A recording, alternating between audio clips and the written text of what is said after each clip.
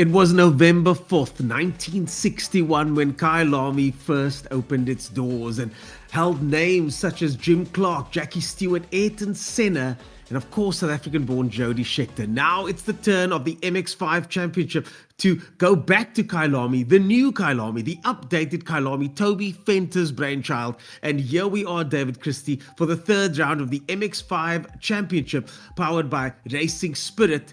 This is going to be a good one if the previous rounds are anything to go by. 100%. It's going to be an absolutely fantastic round. Great to see that we are at one of the biggest circuits here in South Africa, of course, being the national circuit. But this track really has prestige. It has history. It's got a lot of character on it, and I think the MX5s are going to have an absolute blast out there tonight. Very much looking forward to this, and very much looking forward to seeing how this all pans out. Yeah, the guys are out on track at the moment, and they're out on track because of our sponsors, of course, Spirit Invest, Cadence Asset Management, RDSA, Warwick Wealth, Appleton, and StarFunds.ai. A special thanks to all of these partners for making this event possible. David, I think it's time for us to have a quick look back in time and check what happened in round 2 of the MX5 Championship. The action was thick and fast. Yeah, let's go racing. Here we go, ladies and gentlemen. The lights go red. We are about to go green soon. Here we go, green flag racing, ladies and gentlemen. Into turn 1 we go. Vermeulen down the inside. Someone's going to have to heel. Ooh, will it? Oh my goodness, look at Martin Jacobs chopping the nose off of Vermeulen. Again, he's only got a couple quarters left to make it stick. He's going to try again to line it up on the outside. Can he make it happen? Into the complex they go. This is exciting stuff there. Oh, there's the cutback. Their final corner then. It's been an absolutely dominant performance to take the win. Troy Dolencheck comes across the line, starting in pole position. You can flies. We are racing. It's a great start for Payne, but it's also a great start for Chris Carson. Two of them side by side into turn 1. Carson's going to have the inside line. There's bumping and banging further down. There's chaos. Oratile's dropped all the way down. Oratile's dropped all the way down. Oratile's dropped. Oh, big accident.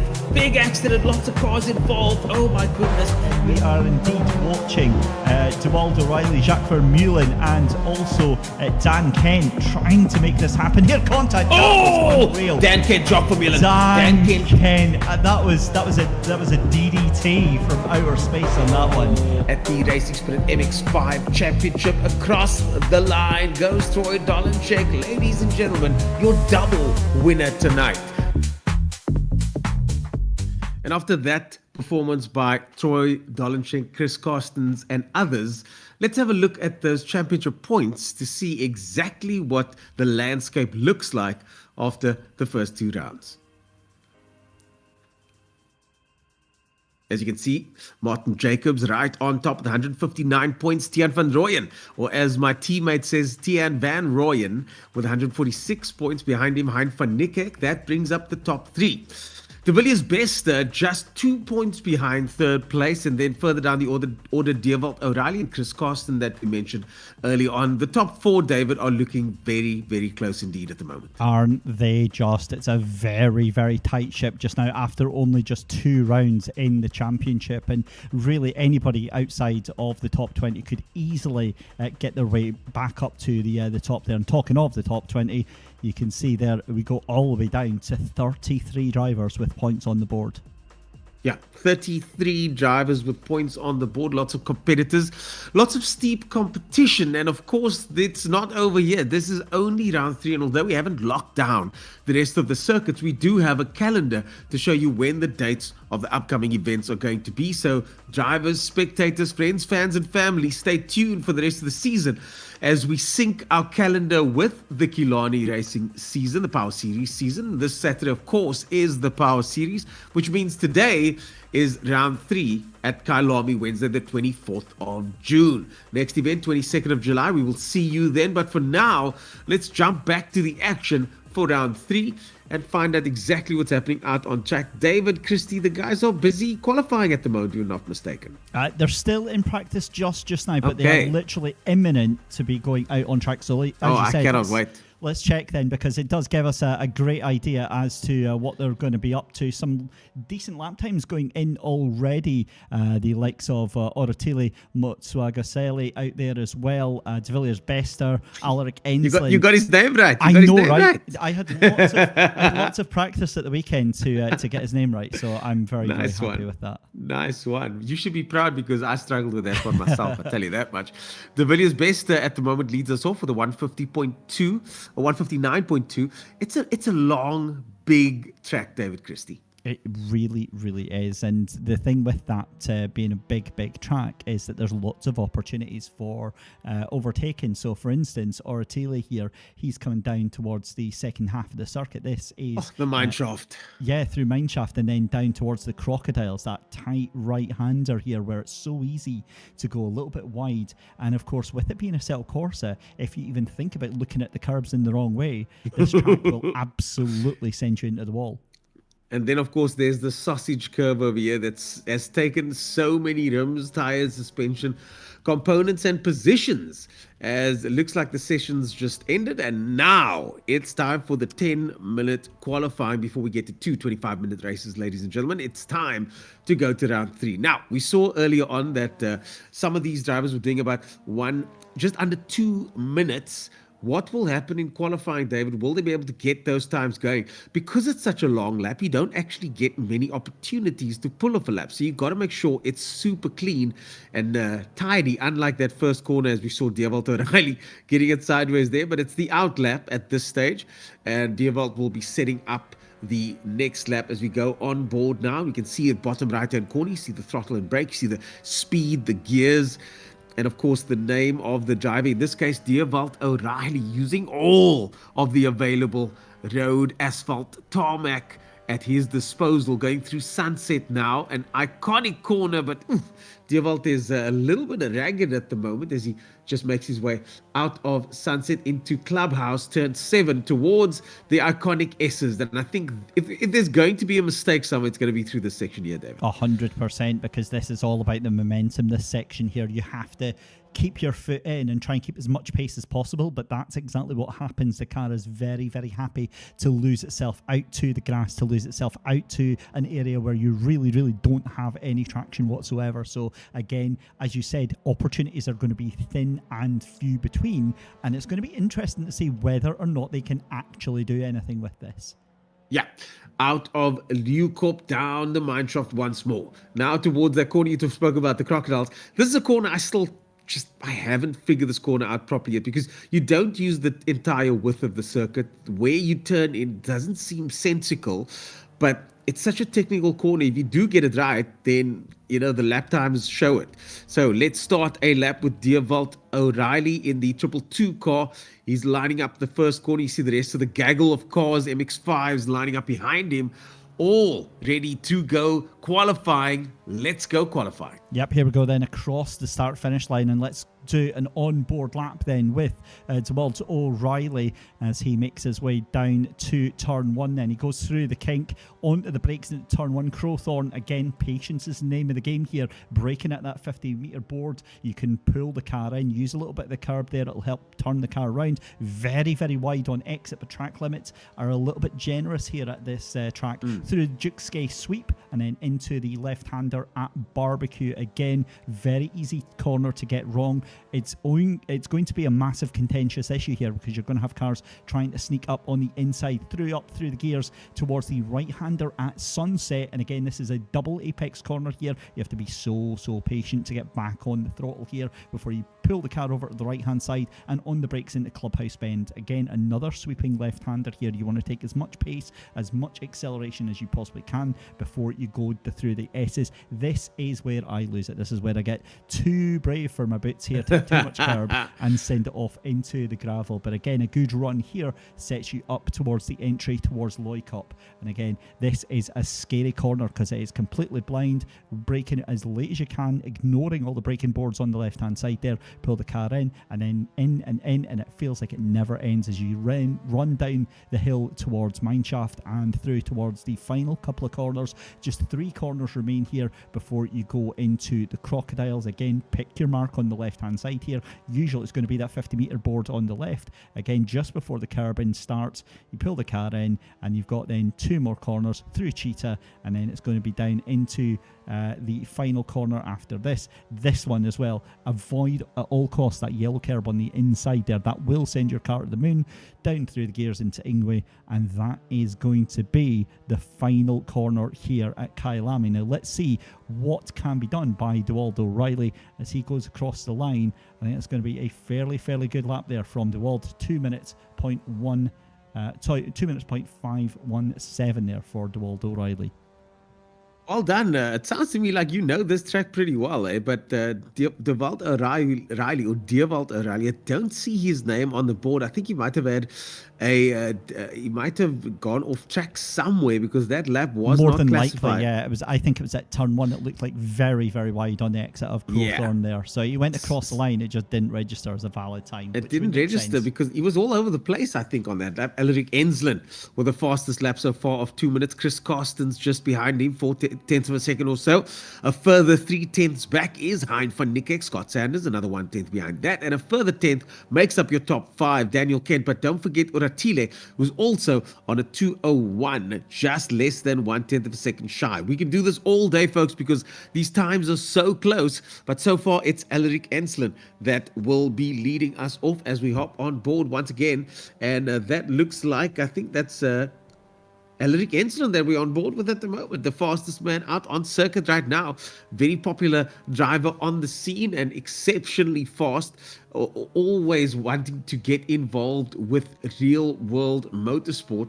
And he might have what it takes based on his results in all the competitions that he takes part in.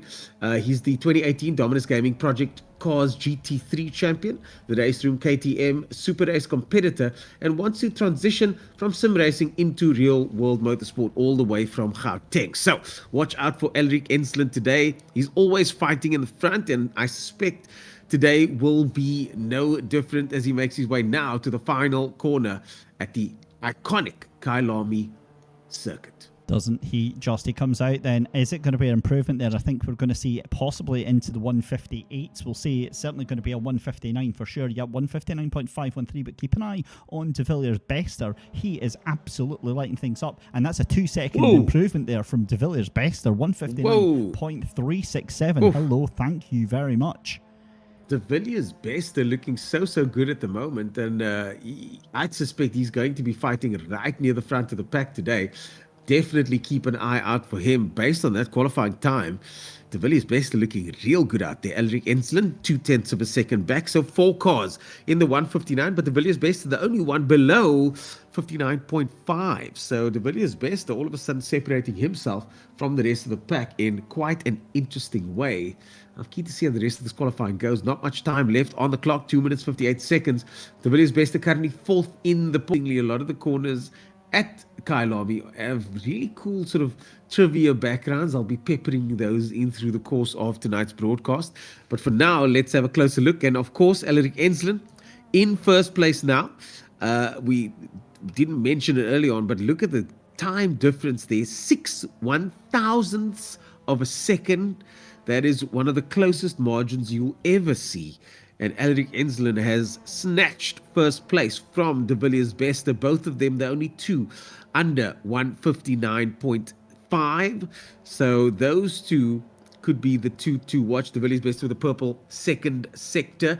I don't think Elric Enslin's going to be able to beat that time now, but De Villiers Bester might do exactly that. His best time, 3:67, 3:61 to beat. Here we go. Yeah, here we go. As you saw, it's the difference in time now, just 2/1000ths of a second here. So this could be very close. Certainly, Enslin's not going to improve on this last lap here. He is actually 159.326. I'll eat my words on that one, but here comes De Villiers Bester. What can De Villiers do? Pole position, 159.305. That was a absolutely storming last lap there. What a performance. We've now got 6 cars, Ernest, within half a second. Jeez, I'm sorry if I'm fanboying out here, but that was a fantastic performance from De Villiers Bester. Classy stuff on the death. as my ex-commentator Daniel used to say, on the death, on the absolute last moment. That's when he pulled it off. De Villiers Bester is your pole man for race number 1. Of course, we've got a reverse grid set up for race number 2, but this time De Villiers Bester is on pole position. Elric Ensslin in second place. Tiaan van Rooyen, your championship contender, in third position, with Chris Carsten in fourth place. Dewald O'Reilly, we saw earlier on, 59.6, and Hein van Niekerk, Daniel Kent, all under 2 minutes in the top 7. This is going to be an interesting race with such a big circuit. It's surprising to see that there is such a close margin between all of these drivers. 100%. Dave, what are your thoughts on that?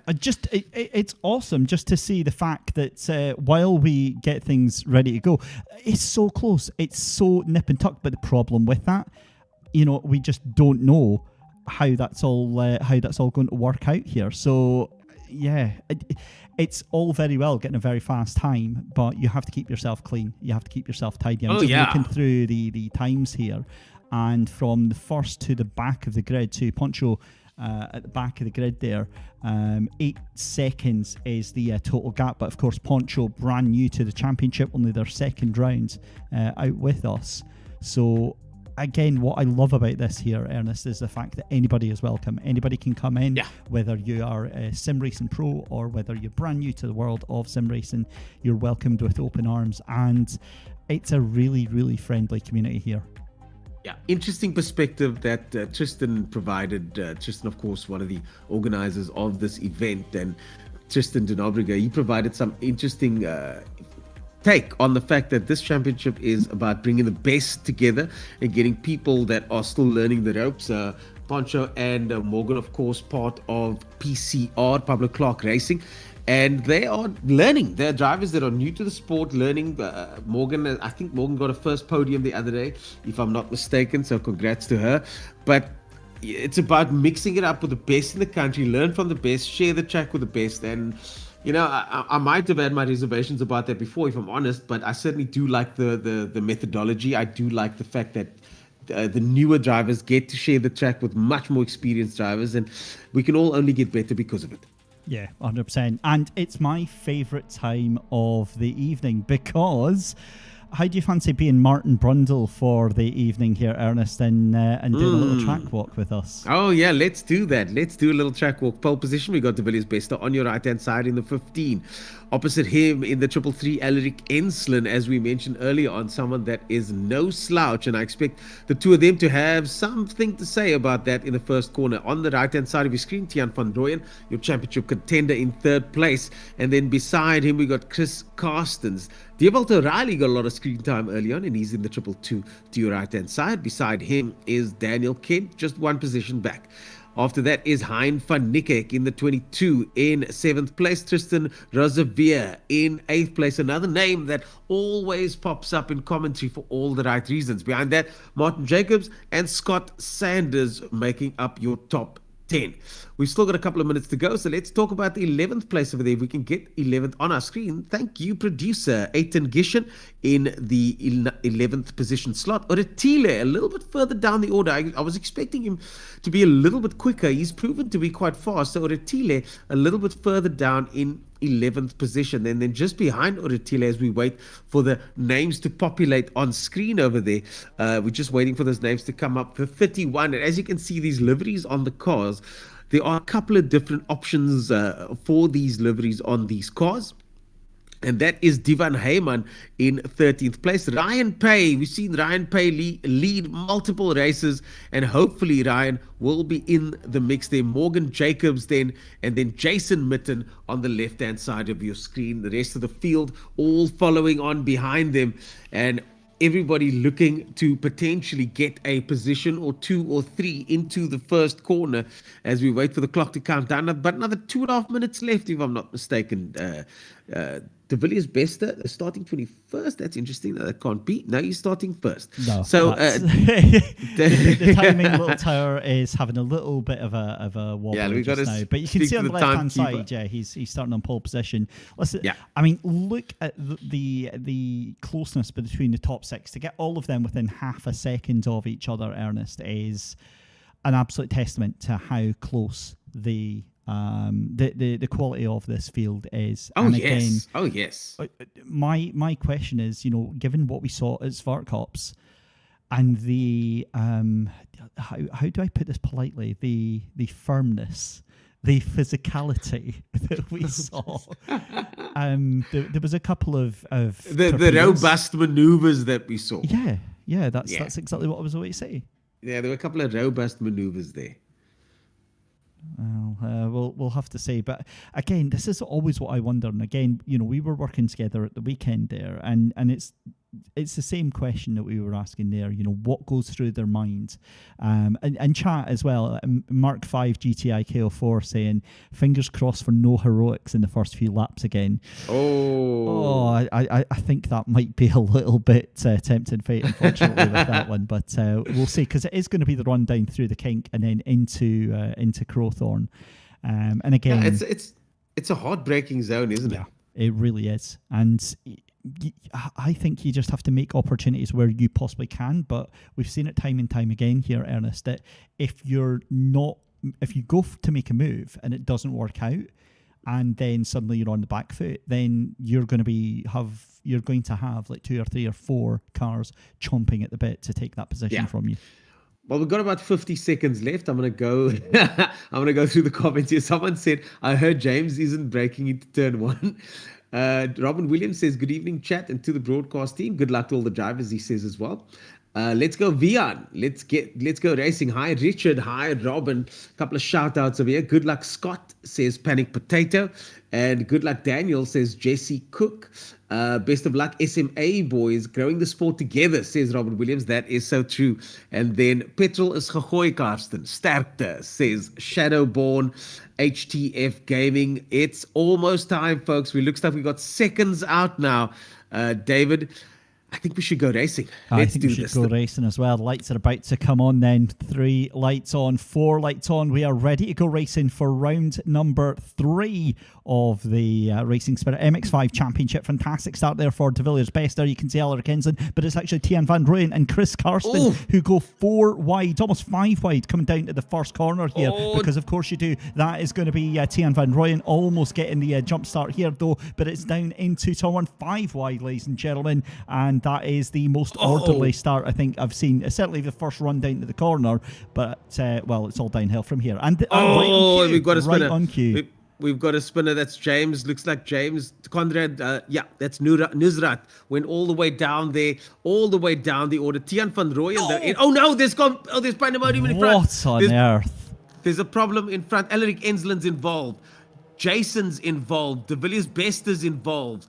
Oh my goodness me. Tian van Rooyen heads off the pack, and there is something big that's happened just on the first lap of this race, and all, if not many, of the major players have been taken out, but Tian van Rooyen prevails with Martin Jacobs just behind him. We saw Tian starting 3rd position there. He's now in 1st place. Martin Jacobs started in 9th. He's now in 2nd. Oretile was outside of the top 10. And as we mentioned earlier on, he finds himself in the top 3 now as we cut to the battle with Eitan Gishen in 6th position. He's got a couple of cars tailing him with Chris Karsten, Tristan Rosevier, Christoph Fuljoen, all tailing him. Look at that pack.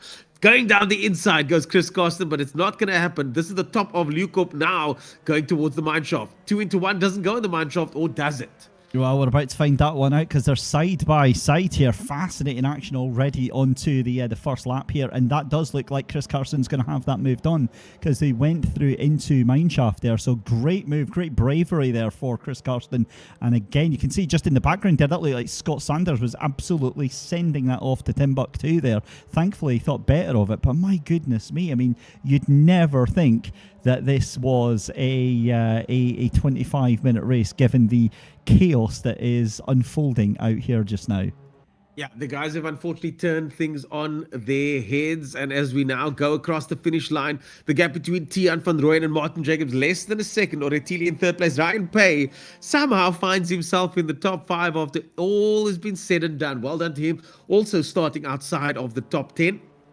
Then Chris Karsten in 6th position. He started in 4th place. Jason Mitten finds himself in 5th place, also another outsider. And by outsider, I mean they started way down the order in outside of the top 10. And now all of a sudden start to work their way back up through the field. Now you got to ask yourself the question, where is Elric Ensslin and De Villiers? Oh, was that Tristan? I missed that one. No, that was Chris Karsten. So Chris Karsten, after making all of that great move up to P6, manages, and it did look like completely all by themselves there. I wonder, but that car looking decidedly second-hand, did a lot of damage on it. So I wonder if that was a steering issue for that driver there. But well, we'll have to wait and see, because there is a lot of chaos, a lot of mayhem further down this order here. Yeah, and we were talking about the fact that this is a big circuit, there's lots of space, and Scott Sanders has been a name that's popped up a few times now. For all the right reasons, he's in 7th place now as we go on board, attacking Tristan Rosevier. But yeah, a lot of action, David Christie, and also just, I think, the guys, some mistakes in the first lap. You don't want to see that on lap number 1, do you? No, absolutely not. The thing is that, like we said, it's a 25-minute race here, and you want to be able to last through the course of the race here, as that's going to be a move from Scott Sanders on Tristan Rosevier. I think Tristan deciding that patience is the better part of valor there, as that is very, very wide there from Scott Sanders, and immediately loses that position out again. Although Tristan's going to have the inside line for the second to last corner, contact, trying to rub on each other, and this is what we're saying. 20 minutes left to go. Do you need to be taking these chances here? I don't think you do, but my interest right now is on to Tian van Rooyen, because have a look at who has come to play. Martin Jacobs now making a move for the lead, jumps into the inside for turn 1. Martin Jacobs has a look, but has to yield. Tian van Rooyen's going to run a little bit wide, but he holds on to the position. The two of them now less than a half a tenth of a second behind is Martin Jacobs. Go on board with Martin Jacobs. That inside wheel gets close to the curb. Looks like Tian ran a little bit wide there. Now Martin's got the run towards sunset. The run towards sunset is firmly in Martin Jacobs' hand. He's now going to go down the outside. This is a bit of a tricky spot to be on the outside, but what's he going to do? He's going all the way around, but thinks better of it, tucks it in tight now, and now going into the hard braking zone before the left hand. He's going to have a look. He's going to have a look, but Tian van Rooyen holds position as a big moment there from Martin Jacobs. He manages to keep it together, and now they go through the S's with status quo maintained. Wow, that was very, very interesting and great recovery there from Martin Jacobs. The thing is that it's kind of swings and roundabouts here. We'll cut back to that in a second, because look at the recovery drive from Elric Ensslin right now up to P7. He was out of the top 10 2 laps ago here, right on that lap 1, and there is just absolute chaos right behind here as trying to fight off Scott Sanders. Sanders tries to go round to the one way, then tries to go round the other. He's going to go through the outside of that corner here, but Scott Sanders also trying to get a look here as well. I think Elric Ensslin can breathe a sigh of relief just now, because now he's got Chris Karsten fighting off Scott Sanders right now. Well, he's got 19 minutes to do something about the 6 cars in front of him, and he's clearly got the pace. I'd love to see what kind of lap times he's doing at the moment, as we see Scott Sanders and Chris Karsten's battling it out just behind. Look at that. The guys are chopping and changing positions as they go. We look at the position for Scott Sanders there. He's up quite a few positions from his starting position. 10th place he started at the beginning of this race was Scott Sanders, and now all the way up. And then Ethan Gishen started in 31st position and up 20 to fighting for 11th and 10th. So well done to him. But we now go back to the action towards turn 1, at least in the front of the pack. Tian van Rooyen, Martin Jacobs further back. And as we mentioned before, the championship is looking good, and Martin Jacobs is the one leading at the moment at 159. Tian van Rooyen is second in the championship. So this is a battle for championship contention, David Christie. It absolutely is. And the thing is, Martin doesn't need to take the win just now. The sensible money on would be to take second place, absolutely push Tian van Rooyen into making a mistake here. But you don't need to do that at all costs there. So again, I would just hold on to that and see what happens here. But there's just so much chaos. Dan Kent, we saw in the highlights, was a bit of a naughty boy in round 2. Certainly that's what it looked like from our broadcast point of view. It looked like he pit maneuvered one of the other cars there, but don't do that. From what I've seen on numerous occasions, sometimes our viewpoint doesn't actually tell the whole truth, and sometimes netcode can be a little bit of an issue. That's going to be a dive up the inside there from DeWalt O'Reilly, and again late on the brakes. That allows Dan Kent to just slip up the inside, but again poor traction from the two cars there, and it's a bit of nip and tuck between the two of them here. So again, we'll just have to wait and see how that goes, because it looks like Dan is going to have the inside line. Surely that should be done as they head their way down through mineshaft into that section of right-handers, and it's going to be late on the brakes, tries to pull it into the apex. That might actually be a move there, I don't know, but we'll certainly wait and see. Side by side stuff over here. Daniel Kent and DeWalt O'Reilly just behind him over there. This is somebody spun out. Yeah, somebody's parked on the side of the track there. We just got a flash of a car parked on the side of the track, as we now cut back to Scott Sanders in 8th place. He is just a few tenths of a second, and now Christopher Yoon with a battered and bruised 55 car makes his way onto the main straight in 19th position. Christopher Yoon, unfortunately, that car really taken a bit of a pounding there. And these cars have been through a bit of war. They're going to have to get those cars patched up in between race 1 and race 2, because they've already taken quite the pounding. Elric Ensslin, incidentally, up to 6th place now, as DeWalt O'Reilly, we just cut to him earlier on. But here we go. We're back with Elric Ensslin, the man on the hunt. Always exciting to see someone carving their way through the field. I can't wait to chat to him, win or lose, because it's always interesting to find out what the guy's mindset is when you get knocked down quite a few pegs and then have to fight your way back like this. Smoothly carving his way through the field is Elric Ensslin, as Jason Mitten, I think Jason was about 11th or 12th place when he started, now finds himself fighting with Elric Ensslin, who qualified in 2nd place. What's going to happen next? Yep, just looking at the chat here, so many broken windshields. Of course, that is the default damage signifier here in Assetto Corsa. The cars have very limited damage models, certainly visually, but feel-wise, you certainly can feel it. So you'll know if your car has damage or not. But yeah, it's going to be a long day at the office. If you've got any sort of steering damage on these things, because this is such a fast and flowing circuit, then yeah, it's not the greatest day at the office. Meanwhile, though, looking back, it looks like it's starting to come back down. So Martin Jacobs starting to close that gap again on Tian van Rooyen. So this could be Martin Jacobs' race, and maybe the pace is starting to come back to him. Maybe the momentum is starting to come back to him. Yeah, Martin Jacobs over there started in 9th place. Tian van Rooyen started in 3rd, and now all of a sudden they find themselves fighting for the lead as fastest lap man Elric Ensslin, 4.2 seconds behind Ryan Pace. It's the quickest lap with 1:59.747, faster than what we saw in qualifying earlier on, as Chris Carsten battles it out now. This is the battle for 6th position. Jason Mitten gets the undercut there, a little bit sideways. I think he lost some momentum there, did Jason, as the gap extends to 0.6 of a second, similar to what we're seeing right up front in the field there, and the racing happening all through the field.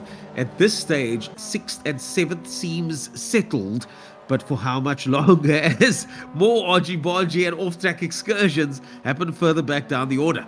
I'm not sure if this is a circuit race or a rallycross race at this point in time. We've seen plenty of cars making their way onto the grass there. That was Brandon Robert being the latest to take a little excursion here. But you can also see, I mean, just the sheer action going on right now. That's Hein van Niekerk in 10th position, trying to hold on from De Villiers Bester. And remember, De Villiers Bester, if I'm not mistaken, taking pole position in this race before it just all went to hell in a handbasket on that opening lap here. So I'd be very, very interested to see that. Certainly we'll certainly save the replay on that and try and figure out exactly what happened there, because that was just wild stuff.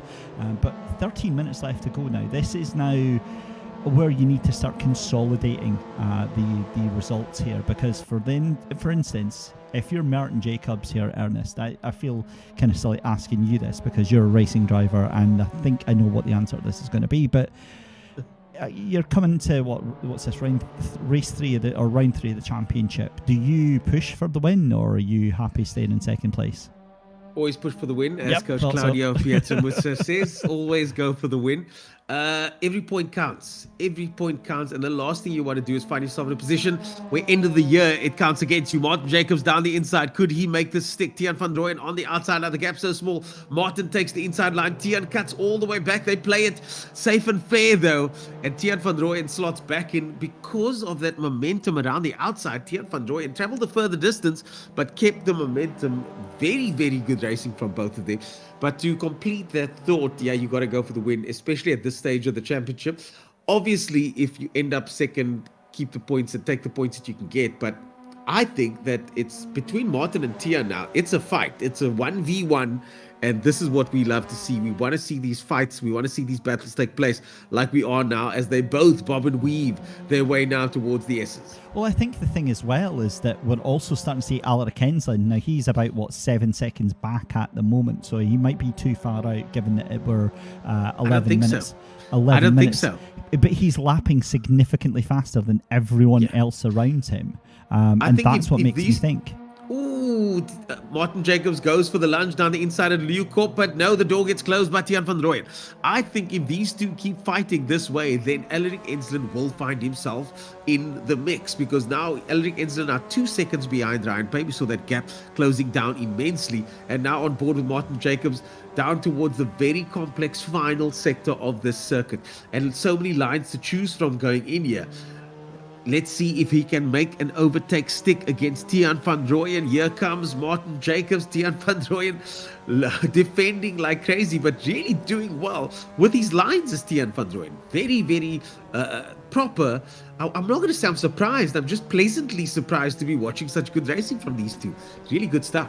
It's definitely an example to the rest of the field. The thing is as well, so we're watching picture in picture. You can see from the rear view of Tiaan van Rooyen just now onto Martin Jacobs. And the thing is that he's not sending it in. He's making a decision about 200 metres before we get to the corner whether or not he's actually going to go for it as well. So you see there, he's got the pace to get right up alongside Tiaan van Rooyen, but he's not going to do it because he wants to get the exit from the corner and make sure that Tiaan can't get the cut back on him here. So he's happy being patient, maybe forcing the pressure onto Tiaan and maybe trying to force Tiaan into a mistake here. Certainly it's 10 minutes left to go. There's all the time in the world, and Martin Jacobs must know that this is feeling very, very ominous, because that car is filling your mirrors. And I said this to you at the weekend, I do not deal well in the position that Tiaan's in. Having that car in my mirrors, I get distracted and I fold and buckle under that pressure. Not fun. It's surprising to me. It's always surprising to me how good these guys are under pressure. And Tiaan van Rooyen clearly very, very composed at this stage, and looking so good and composed as well, because they just cope so well with this kind of pressure. And look at that again, just not flustered, but it's still early days. It's still early days, David, because it's 10 minutes to go or thereabouts. And all Martin is doing now, if I was Martin, all I would do is stick my nose in there for the next 5 minutes.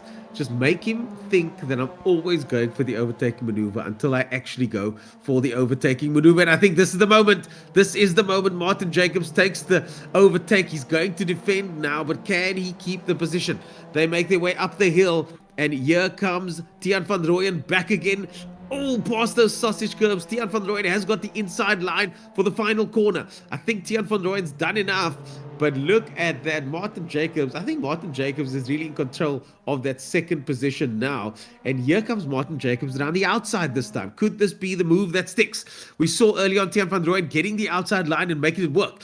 Martin Jacobs now has the outside line. Can he do the same? If I was Tiaan, I'd keep it to the right for as long as possible. Make him squeeze him into the right-hand side, and that's exactly what he's doing. Here comes Martin. Here comes Tiaan. Tiaan in the lead. Martin Jacobs runs a little wide, and the door gets shut. The door gets shut by Tiaan van Rooyen. Tiaan van Rooyen maintains the lead. Decisive move there from Tiaan. Just decided to keep, as you said, keep the foot in, just keep the position as much as possible, force Martin Jacobs to do all of the work here. And this is starting to get very, very feisty indeed, side by side yet again. And the thing is that this is going to allow Martin Jacobs to have the inside line if he can. Tiaan needs to close that door, but he doesn't. It's going to be oh, now that was a little bit of a mistake there from Tiaan van Rooyen. He decided that he was going to try and allow the room there, but that now allows Martin Jacobs to the inside line here, and I think they little bit of accidental contact there between Tiaan van Rooyen and Martin Jacobs there. But if I'm honest, I think that was Martin Jacobs. Beautiful move there, set that up so very well, and if I'm honest, I think he might reach off into the sunset now. I'm not so sure, but let's see. He does seem quite comfortable. I think Martin Jacobs was really playing that quite well. Let's see if he's got the pace to keep that gap going. And let's go back to Ryan Pay now and Elric Ensslin, because they are fighting for that 4th position, as Tiaan van Rooyen will keep an eye on that gap there between the top 2. But this is now the battle for 4th place. Elric Ensslin, the man that's been carving his way through the field, now finds himself happening upon Ryan Pay, who is in 4th place, defending hard. But here comes around the outside, Elric Ensslin. Oh, with a squeeze, a touch on the grass, a touch of the fenders. He's going to go around the outside once more across the sausage curb. They leave each other room. Well done for leaving each other room. But Elric Ensslin was quite aggressive there. The lights were flashing on Ryan Pay's car over there. Elric Ensslin not holding back. He's a man on a chase right now. But remember, the top 2 aren't fighting as hard as they were earlier on. So maybe Elric Ensslin will be held up a little bit. Here comes Ryan Pay back at him. Yep, here we go then, down to turn 1. Oh, a little bit of a move there, and I tell you what, we'll have to cut away from them, because we were talking about the lead 2. They're side by side coming into turn 1. Nose to tail now through the rest of the course. I tell you what, I was completely wrong. I thought Martin Jacobs was potentially going to streak off into the sunset here. Not a chance. Tiaan van Rooyen keeping him absolutely honest here through the final 6 minutes of this first race of rounds 3 of the Racing Spirit MX5 Championship. Ernest Page and David Christie taking you through all of the action here, and what a race we've had here. Yes, we had chaos in race number 1. Tiaan van Rooyen getting it all sideways and having to cross up the arms there, trying to keep that car under control. That's going to have cost him about 0.2 of a second. But again, worst possible bit, because you're coming up to Looikops and that run down through Mineshaft. Yeah. And this is where we saw lots and lots of overtaking happening earlier on. The actual overtake just happened before Looikop, which was through the S's. But the gap now once again stabilizing, and maybe there's a bit of a seesaw effect happening here, because the gap now is back to 0.6 of a second. And further down the order is Elric Ensslin, 3.6 seconds behind 3rd place Oratile. And now we're on board with Ethan Gishen, who's got a little bit of company, looks like it. Yeah, he's having a little bit of fun there just now. Try to chase down Brandon Robert. You've got De Villiers Bester also on the back end of Daniel Kent. So again, we're just trying to scan and see where all the action is. Hopefully that answers your question to Robin Williams out there in the chat. A very good evening to you, and thanks for joining us tonight. That's going to be a beautiful move up the inside from De Villiers Bester.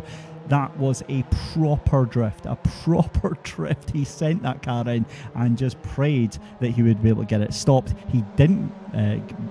He wasn't able to get it stopped, basically, and Dan Kent takes that position back and says, yeah, try again another day, sunshine. Try again another day, as Hein van Niekerk in a 9th position at the moment, just behind Dewald O'Reilly. All these familiar names, you're always seeing these guys battle with one another. They do not take it easy on each other. Every position has to be earned, and Tiaan van Rooyen wants to earn the win. So Tiaan van Rooyen still now on Martin Jacobs. We saw Tiaan starting in 3rd place. He wants that top spot, that's for sure. And now the battle for 1st place continues. Elric Ensslin, 3 seconds back with 3 minutes remaining. And I think you might be right. 3 seconds behind Oratile, who's got 3rd place, a very respectable 3rd place by Oratile over there.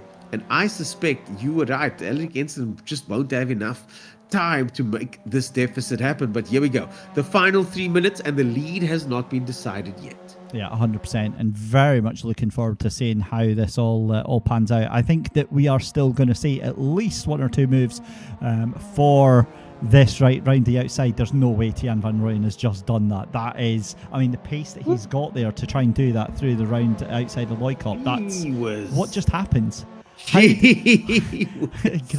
Griphacks.exe has been turned on for that. That's ridiculous. There's no way he has just taken him round the outside of Mineshaft.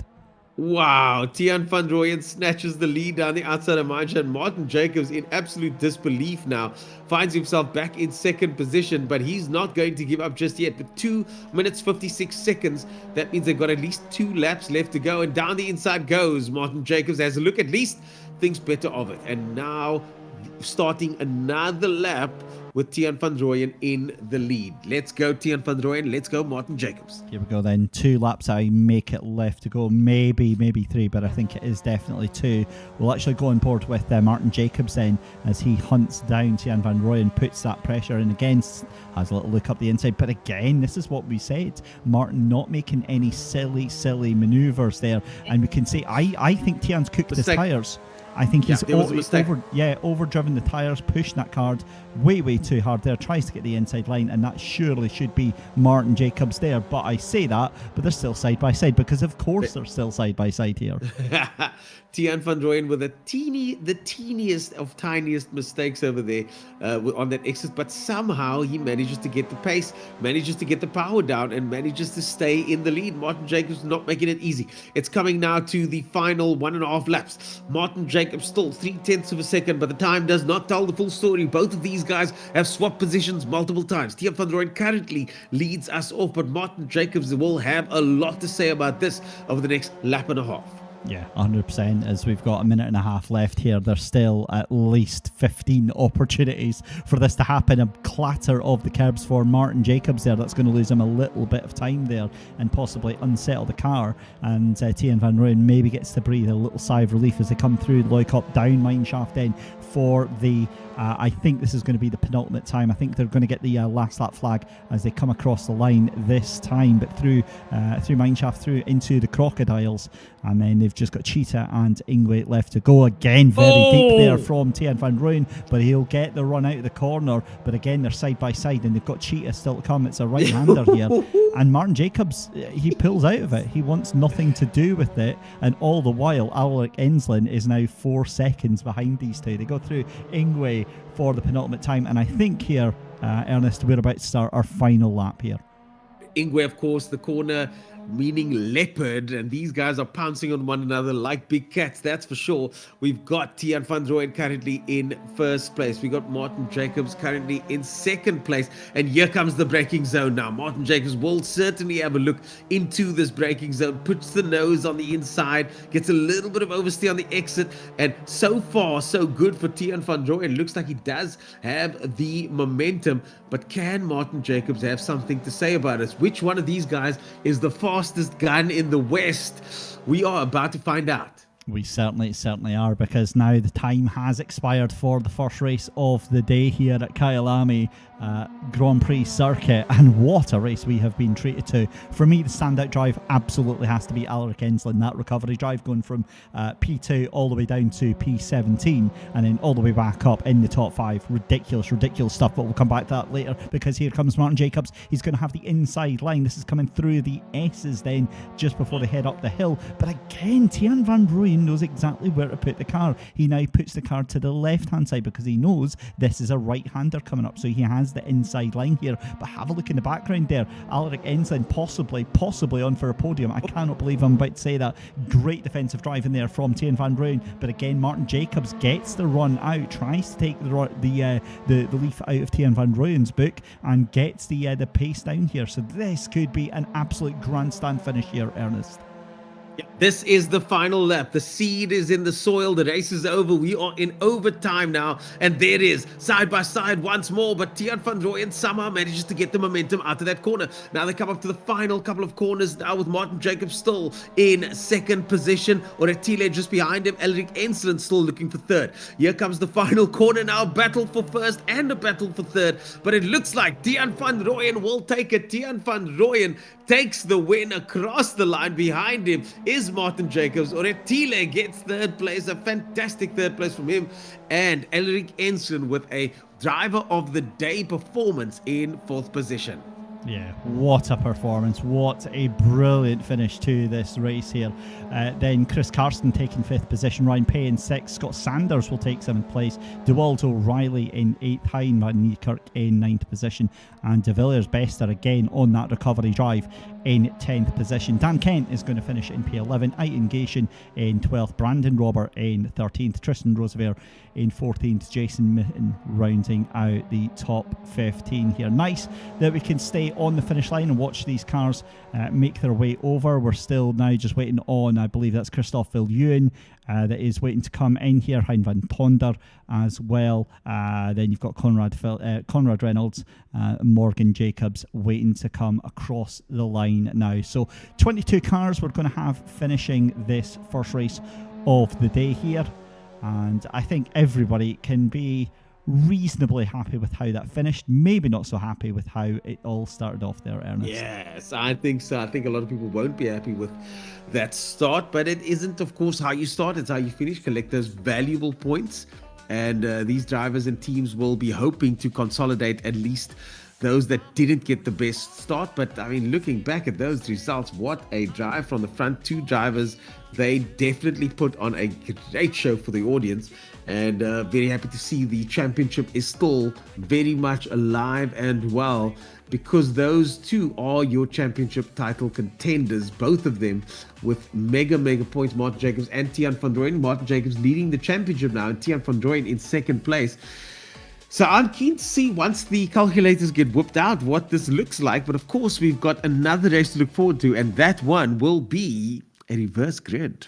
Yeah, 100% there. And Robin Williams pointing out in chat that is Scott Sanders. I'm presuming that's the Scott he's on about. Scott Sanders' best result there. So, yeah, absolutely fantastic stuff. Apologies to Vickers Burger saying that we missed a great 4-car dice on the last lap with 15th, 16th and 17th. Obviously, we had to keep an eye on the leaders there, but that was Jason Mitten, James Carter, Vian Berger and Hein van Tonder. And Hein and Vian actually having a little chat afterwards and congratulating each other on what a fun little battle that was at the end there. So yeah, we did our best to try and sort of keep an eye on everything, and appreciate everyone in chat keeping us company here tonight. We have got just about another 5 minutes before we go into race 2 here, and well, I mean, so much to pick on that. And if we can, we'll go back to the replay when we're finished here tonight. And I mean, look, so much to pick apart from that first race, but the car's already onto the grids for our second race of the evening. Yeah, second race of the evening. The cars are gridded, ready to go. Of course, the reverse grid is in effect. And a couple of best results here. We just said that Scott got his best result in P7. That's his best so far this season. There were a couple of races down the order as well, and hopefully we can catch more of those now in race 2. But what a event so far, because these drivers definitely put on a show. Jason Millen starts us off. Tristan in second place. Brandon Robert in third. Aiton Gation in fourth place. Daniel Kent in fifth place. And a lot of these names are not as familiar as some of the other names that we've seen over the course of the season. 100%. It's great to see them getting their time to shine. Now, I noticed a little bit of an incident there, and I'm wondering if that was just me, because so I remember back in the day of Assetto Corsa Competizione, there was a bug on the grid where if you jumped into the multiplayer, sometimes cars would spawn into each other. And what I'm wondering is, we've got a car here that's been spawned into another car here, and what I'm seeing here, it's Scott Sanders that's had someone load in, and the car's now been put into the wall here. So I'm curious to see if anything happens with that. We'll wait and see. We've got race control having in our ear just now, so we'll jump back to the holding screen just in case they do decide to do anything about that. But obviously, that's not ideal, because that car is now going to have damage on the start of the race as well here. Damage and the rest of the grid piling into it, coming down that main straight. So certainly not an ideal situation. They're going to have to sort that out, and our technical team will get on that, no doubt, as soon as possible. And yeah, I'm just going through the replay from earlier on. Man, that first incident was that was bad. That was a bad one. Yeah. Cars flying everywhere, and it was so difficult to see who was involved. But Elric Ensslin, I think, got off. They're certainly one of the worst to get off on that incident earlier on. because he was one of the guys that was going it was 5-6 wide basically into the first corner, with Elric Ensslin ending up way down the order once that incident took place. And De Villiers Bester in the mix there as well. He fell down to 4th place.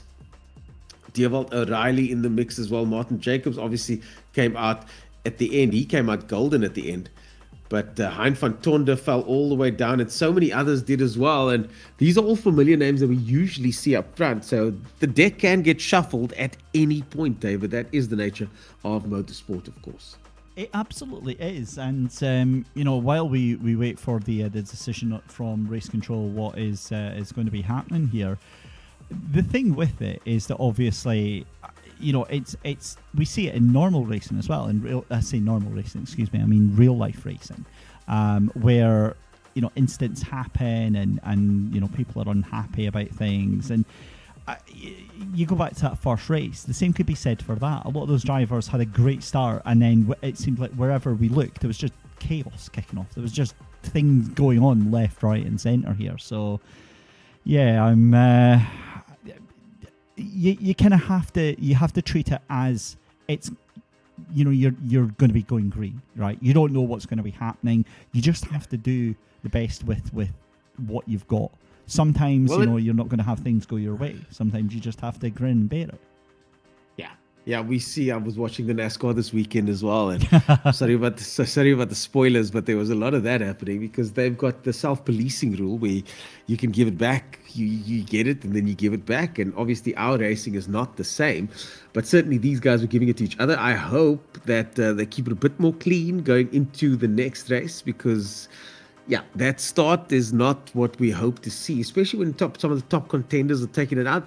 But then again, it also allows for the guys that aren't the top contenders to be fighting for position. We saw SVG and Connor Zilic get taken out this weekend in the Cup Series race, and that meant somebody else was a first-time winner. So, you know what? The championship, the best did bubble to the front in the end.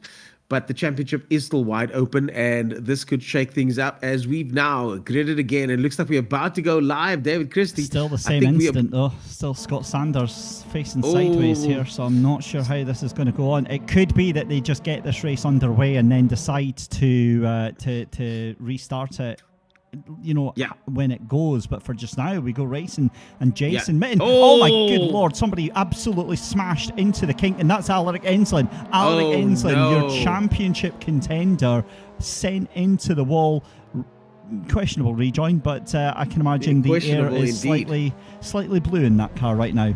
24th position, but Daniel Kent with a great start. Daniel Kent in first position. The rest of the field all jostling for position. There are little MX5s everywhere. On and off the track, and the chaos at the back continues. That's Vian Berger making his way through. Somebody else has gone off, and so much happening. The 10 car threading its way through, but let's go to the front. Daniel Kent. Yeah, there we go. And so confirmation we are going to get a restart then. There we go. Ooh. Right. Phew, panic over. It's fine.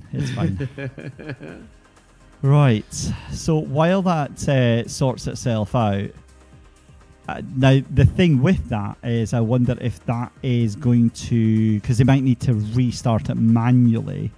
We'll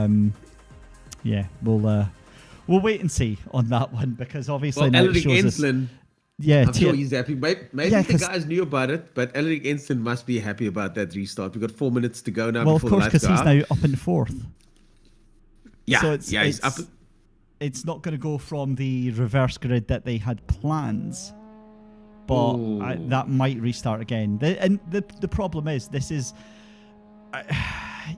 this is what happens when you're trying to run through Assetto Corsa, because it doesn't have the same ability to just load in a grid. So from what I'm hearing at Race Control, this is it. That if it has to restart, they have to go to quali grid. There's no other choice for what they have to do. So that'll be fun. Yeah. Can't wait to see YouTube chat. So that means Tiaan van Rooyen is going to lead us off. Martin Jacobs, Oretile in 3rd place, Elric Ensslin in 4th, Chris Carson, Ryan Pay, and Scott Sanders. And I think there should be clauses for this because of the fact that if something like this does happen, you've got to reset the server, which means you don't get that reverse grid again.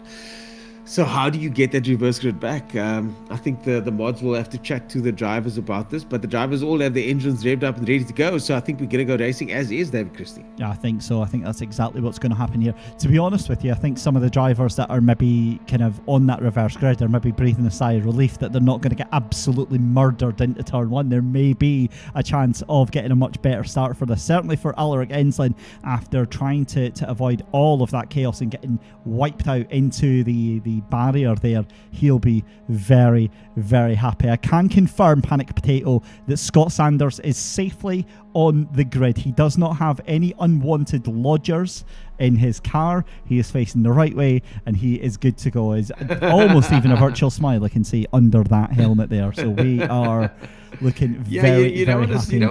You don't want to start the race facing the wall. I think no, that's absolutely not. It's kind of starting on the back foot. Absolutely not. Not something that you want to do. You know, you kind of want to keep it on the black stuff, number one, and you want to face it in the right direction. Point the front of the car, point it down the circuit. That's always a good idea. I'm looking at Divan Heyman and how far back, and there was a panic there, just wanting to make sure that it wasn't actually my car that was accidentally sat at the back of the grid there. But I mean, I think he's taken the wise decision there and just thought, yeah, I'm having nothing to do with this. Watch him make up 15 positions by the first corner. Yeah, I don't wish it on any of these guys, but we are 1 minute and 50 seconds away from the start of what will, I'm sure, be another at least chaotic start. Hopefully Scott doesn't get spawn camped again, says Panic Potato. Yeah. Yeah, nobody needs to share accommodation here in this game. Nobody needs to share a car. It's not endurance racing. It's a 25-minute sprint race. Of course, this is the Spirit Invest Championship, the MX5 Championship, powered by Spirit Invest, Cadis Asset Management, RDSA, Warwick Wealth, Appleton, and starfunds.ai, and we are just over a minute away from the start of our second race of the night. Very, very excited for this one. I have a horrible feeling that this one is going to be a replay that we spend at least 5-10 minutes on after this race, but we'll certainly wait and see, because it's all or nothing now for this second race of the day. Robin Williams already pointing out the obvious. Yeah, but you can't say that, bro. Listen, you can't say that. You said it so blatantly now. Now we're gonna wait. We basically gonna wait and watch it happen. It's reverse psychology, because if I say it's all going to go wrong, then obviously it's going to be fine. It's going to be the greatest race of the season. Seen many races. This is the best. You brought this on yourself. Whatever happens next, this is on you. I've got nothing to do with this. Guys, as far as I'm concerned, this is going to be the most peaceful start. These guys are going to just ease off the line. You see, you definitely have cursed it there. Good Lord. That's we're going to have cars on fire, upside down, into the wall. Yeah, but all we know is Tian van Rooyen now needs to get the boot in. He needs to get things going, as we've got 10 seconds. Ernest, over to you. Here we go. Tian van Rooyen starts us off. Martin Jacobs in second place. We saw them battling it out early on. They will do the same going into turn one. Tian van Rooyen on the right-hand side of your screen as they head off now. Martin Jacobs on the outside, and down the inside comes Oretile trying to slot into position, but he's still in third place. Tian van Rooyen leads off by quite some margin. He's going to take the very wide line because he's got the distance, he's got the space, and I think Tian van Rooyen, if he doesn't get taken out here, but someone's on the inside going fast down the inside, it's going to be close. They all bunch together, but somehow Tian van Rooyen gets through first, and guess what? Chris Carsten is in the mix, and Ulrich Ensslin in fourth position. Wow, that was Hein van Niekerk, who just came in like an absolute wrecking ball. He managed to get away with it there, but Tian van Rooyen gets Someone spun out. thing there. That was Oretile who has spun out there. And Ulrich Ensslin is down as well. Ulrich Ensslin is down the order once more. Once again, Ulrich Ensslin finds himself at the back of the pack. Oh my goodness me, right, we need to find out where is, there's Ulrich there, so what the heck just happened there? Good Lord. Oh my God. Oh no. Well, that is a murder. Huge pandemonium in the mid-pack over there as the guys keep bumping and barging, and now all of a sudden everything has been turned on its head. But guess what? Tian van Rooyen still finds his way to the front. Chris Carsten in second place, Dewald O'Reilly and Martin Jacobs. Oretile in fifth place still. That was a midfield shake-up there, and we're going to have to go see what's happening in that midfield, because that really turned everything on its head. It really, really did. Jason Mitten going very, very wide through the left-hander. That is going to be right. Is that it wasn't Ryan Pay actually? That was Brandon Robert facing on the inside. Robin Williams pointing out that was all on me. That was absolutely. Listen, I just predict the future. It's not my fault. Yeah. It all comes true. What can I say? I'm not suspicious at all, but I don't race green cars. But I'm not suspicious. I think that was crazy. It was, and I think the problem is like these MX5s are just so punchy. And the thing is, you've got it until you don't. Yeah, they evenly match. They're tricky to drive on the limit. And here comes Chris Carsten now. We've seen him have some pace underfoot. But Chris Carsten's going for the win. He's going for the lead. Here we go. We got a couple of Vians in the chat there. So Vian in 7th place. Definitely got a couple of fans in the chat. But here comes Chris Carsten and Tiaan van Rooyen. Side by side, the battle continues. They are swapping positions 1 and 2, 2 and 1.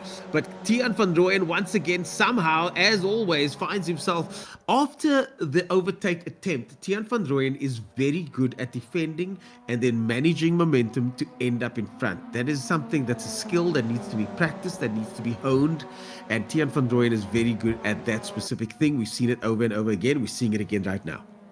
Absolutely spot on that one, but going slightly wide, allowing Chris Carson in. Also have a look at Martin Jacobs here. They're side by side, just trading the slightest of paint on each other there. A little bit of rear bumper to front bumper there. I don't think there was any intent on that whatsoever. But also DeWald O'Reilly has come from absolutely nowhere. He's up in P4. We will get a look for Martin Jacobs in Vian Berger in just a second, because he's doing a fantastic job up there in P6. Well, he was P6, but he's now P7 as well. So Karsten in the lead from Martin Jacobs and Tiaan van Rooyen. These are the two that were fighting it out in race number 1. But let's go and have a quick look then at Vian Berger up there in 7th position.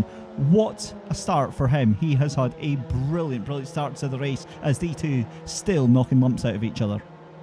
Vickers Berger, big fan of Vian over there in 7th position. Just got to keep it on the black stuff. As we go to the battle in the front, we've got Chris Carsten, Martin Jacobs, Tiaan van Rooyen, DeWald O'Reilly, all within spitting and striking distance of one another. The top 4 is still wide open as we hop on board now with DeWald O'Reilly in 4th position.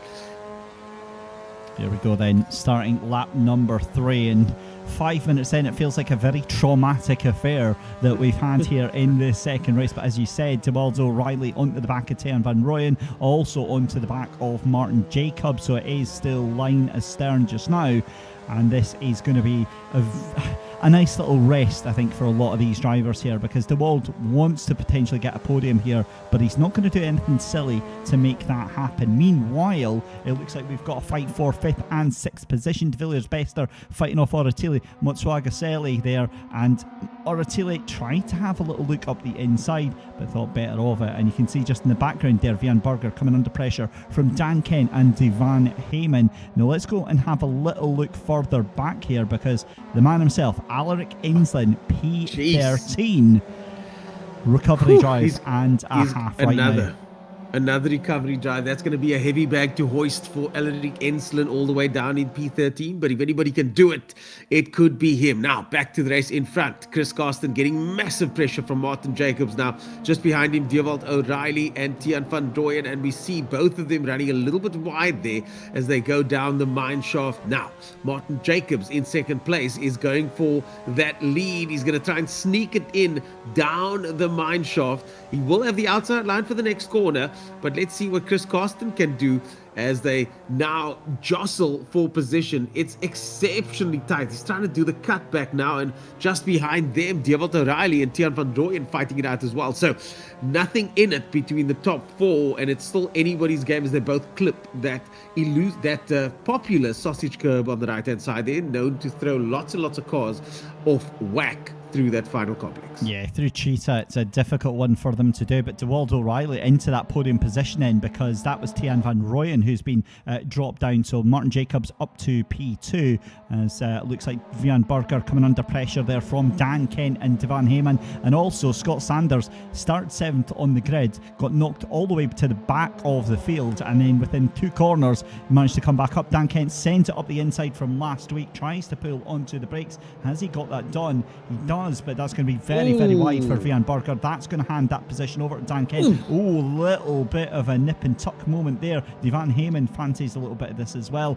and I think that's going to be 2 for the price of 1. Contact on from the back of Devan Heyman onto the back of Daniel Kent, and that is not a fun one. I can imagine the air is a little bit blue inside that car just now. Yeah, Daniel Kent, nice one to swing that car all the way around over there to manage to get it going against Scott Sanders, now in 8th place, getting some pressure from Devan Heyman, Jason Mitten just behind him. But the race for the lead is also happening at the moment. It's unbelievable that these guys are still fighting. David Christie, Martin Jacobs, Chris Carsten, still fighting it out. DeWald O'Reilly still in there, and look at all the cars in tow, as you quite rightly mentioned earlier on, line astern. We've got the top 5 all within seeing distance now. They can all see the leader and all hope that they can make a move to try and make the overtake stick, get that podium position, get that win. 100%, and a huge thank you to everyone that's joined us here on the Racing Spirit YouTube channel here tonight for this live race number 2 here. It's been a fantastic evening of action, but this one is setting itself up. It's bubbling away very, very nicely, because now you've got Martin Jacobs, Chris Karsten, DeWald O'Reilly, Tian van Rooyen and De Villiers Best are all within 2 seconds right now. Any one of these blinks right now, and this is going to be tears before bedtime. Karsten gets a poor exit out of that final corner. Here comes DeWald O'Reilly. He nips one way, then the other, jumps out of the toe. Let's go and have a look at DeWald O'Reilly, because they're going to be side by side coming down to turn number 1. DeWald O'Reilly is going to try and get that position. Chris Carsten's going to have a lot to say about it, but here comes Tian van Rooyen. Can he split 2 logs with 1 swing? No, he can't. The 2 of them collide in front of him, though. And Tian van Rooyen now suddenly gets an opportunity to get 3rd place, and he takes it. Tian van Rooyen takes 3rd position as DeWald O'Reilly now feels the pressure. Wow, that was a strong move there from DeWald O'Reilly, wheel to wheel, which minimises the damage done there. But Chris Karsten getting dropped all the way down to 5th position. Here comes Tian van Rooyen trying to make a move stick here as they make their way through the Sunset Bend here, but it's not going to happen as they brake towards Clubhouse. And again, late on the brakes for Tian van Rooyen. This is going to allow De Villiers Bester, who we really haven't spoken too much about or enough about even right now, as Scott Sanders, who's that, going very, very slow. I think that's a lapped, that's a lapped car, excuse me. It's a back marker. I was panicking. Hopefully not causing too much hassle. It doesn't seem like it. Seems like everybody's still in the position, at least there or thereabouts, because the positions are changing so often as we go on board with Tian van Rooyen now, still in 3rd place, but he's got massive pressure from De Villiers Best to be just behind him. Chris Karsten will not let this one go. He was right up front, 2nd position earlier on, and now all of a sudden finds himself in 5th place is Chris Karsten. Vian Berger in the wall. Vian Berger in the wall, falls all the way down. I know there's a lot of fans of his in the chat, so they'll be quite disappointed with that. Unfortunately finds himself in the wall and now down the order. Yeah, unfortunately that was contact from the looks of it. I noticed that him and Devan Heyman were trading paint and trading blows there, and something had to give, and unfortunately that is going to be Vian Berger knocked down through the order. Will be definitely able to try and make a recovery drive, as that is round and round and around the final corner for Oratili Motswagasele. He gets it going, and thankfully might only lose 1 position out of that. To spin on the final corner, do a full 360 and only lose a position or 2, that's a get out of jail free card there, Ernest. Yeah, that's best case scenario for him. Good car control there in the end to make sure that he didn't lose more positions, as now these gentlemen make their way just coming out of Yixkay, of course named after the Yixkay River, and then through Barbecue. Wait, hang on a minute. Cast your mind back, Ernest, to lap 1, right? What in the blue heck? Alaric Ensland back into the top. How top is 10. That physically possible? Top 10. Alaric Ensland, the comeback kid. as he's now known, because twice tonight he's found himself all the way back and then all the way forward, and it's still 13 minutes to go, and Ulrich Ensslin might just get Oratile. Oratile is probably going to lose another position. We saw Oratile hold him off for third place early on, but I don't think he's going to be able to do it now. Ulrich does seem to have the momentum into this left-hander, and yes, he gets the position. Into 8th place goes Ulrich Ensslin. Oratile not giving up though, not giving up. We saw our third place man earlier on hold him off, but this time I think, yeah, Ulrich's going to get this one as he goes into, this looks like Leeuwkorp on the top of the hill. Down the hill now towards one of the most iconic corners in all of South African motorsport. Not part of the original circuit, interestingly enough, but part of the circuit in the modern era. That is, of course, the Mine Sweep. And what a name for a corner. If anything lives up to its name, it's the Mine Shaft. Yeah, 100%. It's a daunting set of corners, and I think we spoke about the character that this track has here as Dan Kent. I'm not sure what that was on that corner there, and there goes Tristan Roosevelt, and there's Vian Berger actually on the recovery drive as well here, so this could be potentially a top 10 for Vian. Maybe not if we do things like that, but it's fine, just keep the foot in, don't worry about it. This is shaping up to be a nice little fight here just outside the top 10 here. So again, side by side as we go down through the kink here, and Vian's actually going to get the tow from our driver in that 11th position there from Dan Kent. Tristan Roosevelt going side by side. Oh, almost a little bit of contact. Here comes Vian though, gets the cutback here. What can he do with it right now? Look at these guys nose to tail. We're getting some interesting info in chat as well. We'll get to that in a second as these two go sideways and side by side.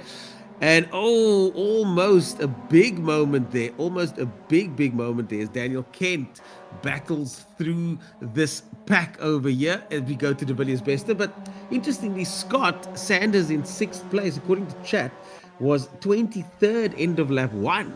So Scott Sanders now suddenly in 6th place, almost in the top 5. He's got a big gap though to go to Chris Carstens, but great recovery drive from him. P6 already, says Panic Potato, my goat. Scotty is cooking. MK5 GTI KL4 says Scott was in 23rd at the end of lap 1. And here goes De Villiers Bester now. De Villiers Bester and Dewald O'Reilly swapping positions from 3rd to 2nd, 2nd to 3rd, and back again. And these guys are not going to let up, but that has given Martin Jacobs the opportunity to get away a little bit. Martin Jacobs with a second gap now over 2nd, 3rd, and 4th.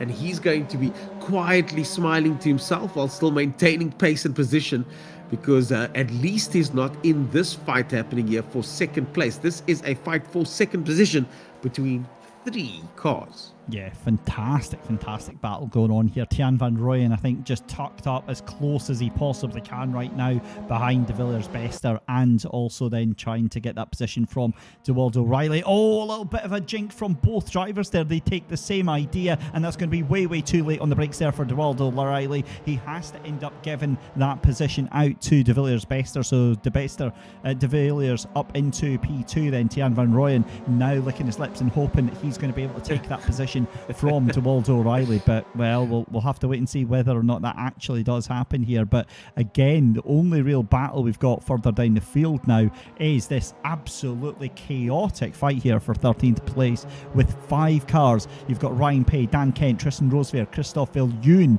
is in that, as well as Eitan Gation, all fighting out for 13th. What's interesting is that these guys are all guys that have played in the front, so they've got the pace, especially someone like Ryan Pay, who's actually, somebody gets it sideways there, who's actually led a couple of times now. And Ryan Pay now finds himself further down the order, fighting for position. The gap between the top 2 has gone to less than a second, but we can get back to that later. Just interestingly, I'm wondering if De Villiers Bester has the pace to catch up, as we now watch Tristan Roosevelt and the rest of the pack jostle for position. Number 6 car over there still holding on, trying to get past. And these guys are not racing as if it's for last position. They are racing as if it's for first, the mid-pack guys at least, as they go through the S's now. And we can get a name on the screen. You've got 9 minutes left as we cut back to the front. De Villiers Bester on your screen right now, just 7/10 of a second. He's pulling the whole group of cars behind with him. So now De Villiers Bester is making it a bit more difficult for Martin Jacobs, who once, just a couple of short laps ago, had it all his way with more than a second gap, is now 7/10 and getting smaller, the gap within the distance of second, third, and fourth place. Yeah, I wonder if Martin Jacobs is trying to hold on, but look at the pace from De Villiers Bester, breaking the 2-minute mark there, 1:59.253 with 8.5 minutes left to go. This is going to be an awesome finish. We're down to half a second now between the top two, and as you said, he's bringing DeWaldo O'Reilly, Tian Van Rooyen in with this as well. Don't dismiss Chris Carson as well. So he's just a second and a half behind there, but that puts him 3 seconds behind the race leader now. We've seen how much time can be lost when the drivers are fighting each other here. So 8 minutes left to go. I am giddy with excitement on this one. 8 minutes to go, and it's all to play for De Villiers Bester, Martin Jacobs, DeWaldo O'Reilly, and Tian Van Rooyen. Someone's gone off, someone's gone wide, and that looks like DeWaldo O'Reilly that's gone a little bit wide there. That gives De Villiers Bester a little bit of respite, and now all of a sudden Tian Van Rooyen is back in the fight against De Villiers Bester. Chris Carson watching on, trying to latch onto the tail of this dragon as Martin Jacobs leads them through the S's now up towards Leeuwkop, and we go on board with De Villiers Bester, looking back at the rest of the pack. DeWaldo O'Reilly and Tian Van Rooyen, you can see them just angrily trying to get closer and closer. Tian Van Rooyen now and DeWaldo O'Reilly now within just 0.2 of a second of each other. I think Tian Van Rooyen's going to make a move soon. Let's hop on board with Tian Van Rooyen and see what we can see with him. Here comes the move now. Down the inside of the mineshaft, towards the outside of the corner leading to the final section. Can he make it stick? No, he can't. No, he can't. Oh, that's so close over there. DeWaldo O'Reilly gets ahead just by the slimmest of margins, and Tian Van Rooyen is literally right there, but now he's got the inside line for the final quarter. No, he does not. Concedes and slots back in behind. Live to fight another day, live to fight another corner as he goes through Leopard Ingwe, turn 16, towards the Kink and Crowthorne. Towards the Kink and Crowthorne, named after a suburb in the area. Crowthorne the first corner, but technically the second, as Robin Williams gives De Villiers the drive of the day so far. Let's see if he can make it stick. It's not over yet, but he's certainly in the running. Certainly in the running as Tian Van Rooyen keeps fighting. Chris Carson's now falling off the tail, but De Villiers Bester now and Martin Jacobs, the battle for first is upon us. Oh my goodness me. Right, I'm also going to say two things. One is that there is a universe in which either Scott Sanders or Alaric Ensslin get a podium out of this as well. We'll come back to the fight for the lead just now, but here is Tian Van Rooyen still trying to hold on from DeWaldo O'Reilly right now. This is just sensational pace from these two drivers. Move up the inside there from DeWaldo O'Reilly. Forces an error there from Tian Van Rooyen. Beautiful, beautiful move there. How often have we seen Tian overdriving that car and getting it all wrong on that left-hander? Through the S's goes DeWaldo O'Reilly. Tian Van Rooyen is forced to slot in. De Villiers Bester and Martin Jacobs fight up ahead, and here comes Chris Carson now. Suddenly finds himself back in the fight. Lights flashing, Chris Carson. Lots of support in the chat for Chris Carson as well. Down the outside goes Tian Van Rooyen, but Chris Carson slots to the inside. There's a mistake from everybody by the looks of things. A couple of them got sideways. Chris Carson has to take avoiding action, but he does seem to have a little bit of momentum on his side. Can he make it stick though? We'll certainly see as we go back on board down with Chris Carson. We tried to get the cockpit cam and then all of the action kicked off there. That is going to be DeWaldo O'Reilly centered up the inside, the two of them fighting it out. This allows Chris Carson to get onto the inside for the right-hander at Cheetah. He decides better of it because he knows this is getting very, very dicey as we go down towards Ingwe. We've got 4.5 minutes left, almost 5 minutes left to go in this final race of the evening here. It's late into the corner for Tian Van Rooyen, gets a poor exit out of the corner, and here comes for DeWaldo O'Reilly, excuse me, it's Tian Van Rooyen and Chris Carson trying to pounce and trying to make this happen. Meanwhile, Alaric Ensslin could be trying to make a move on Scott Sanders for P7, but we need to check on the leader. Indeed we do, because De Villiers Bester is going down the inside. He's going to try and make it stick. He gets it. De Villiers Bester gets the lead for a split second, but loses it almost immediately. Martin Jacobs back again in the front, and this time Martin Jacobs got the momentum, and here comes Chris Carstens. Here comes Chris Carstens. Can he have something to say about all this commotion that's happening in front of him? He wants to be part of the action. Goes onto the grass. Goes Chris Carstens. but there they are, just 0.06 seconds apart. And it looks like that that could have been Tiaan van Rooyen on the grass. I apologize. It looks like that was Tiaan van Rooyen on the grass, and Chris Carsten has to slot in behind. But it's not over yet. 3.5 minutes to go. 3 minutes 50 seconds exactly to go, and it is nowhere near over for the top five. 100%. Let's just very quickly check in on fan favourite Scott Sanders in P6, trying to fight valiantly from Alaric Ensland. That is like the Jaws music playing in the background right now, because that is not a position that you want to be in. Meanwhile, it looks like it's a 3-second gap, 2.5 second gap between De Villiers Bester and Dewald O'Reilly. So second place looking quite safe just now, but 3.5 minutes left to go. Anything could happen, and it usually tends to over the course of these 25 minutes races. This is what I mean. You get absolute chaos and calamity in the first two laps, and then you get a really, really good race, a really solid race coming out of it. It hasn't always been the case. At the start of the season, we got some very, very solid racing flag to flag. And unfortunately, since Swartkorps, we had a couple of calamitous moments. But hopefully these guys will have a chat amongst themselves and the organizers, and we try and keep it a bit tidy through the first part of the race. I'm not sure what the policy is on that. We'll have to speak to Tristan and the rest of the guys. But yeah, let's see if we can keep it tidy for the rest of the season, guys, because this is the kind of racing we want to see. But again, when the deck does get shuffled, it's interesting. And Martin Jacobs now suddenly finds himself with De Villiers Bester going down the inside. And I think De Villiers Bester is going to get this. If he can keep his composure, De Villiers Bester will have this in hand. Oh, Martin gets it sideways. De Villiers now getting the inside for Barbecue as they go towards the top of the hill. He will have the inside for Barbecue. Can he keep it though? Yes, he does. De Villiers Bester is your new leader. He is your new leader. He forces Martin Jacobs wide, but still playing fair. Oh, somebody's off the back. That's Tiaan van Rooyen. That's Tiaan van Rooyen. Tiaan van Rooyen, your championship contender, is off the circuit, dropping all the way down. Tiaan van Rooyen all the way down. He started in pole position earlier on. And Tiaan van Rooyen all the way down the order.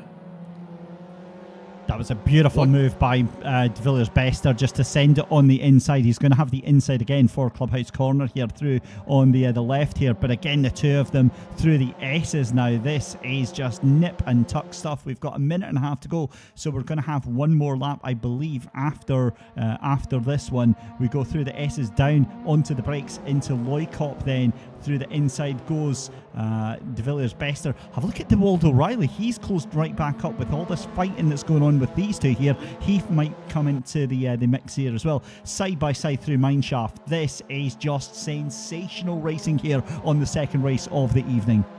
Dewald O'Reilly was seconds back just early on, and now he's suddenly back into striking distance. Martin Jacobs, De Villiers Bester. Any time you glance away, you'll see a different leader as the clock keeps counting down. Tiaan van Rooyen was second in the championship coming into this event, and off goes De Villiers Bester. Off goes De Villiers Bester, and can Martin Jacobs close the door? No, he can't. They touch side by side, but once again, and look who's in it. Look who's back. Dewald O'Reilly is back in the fight.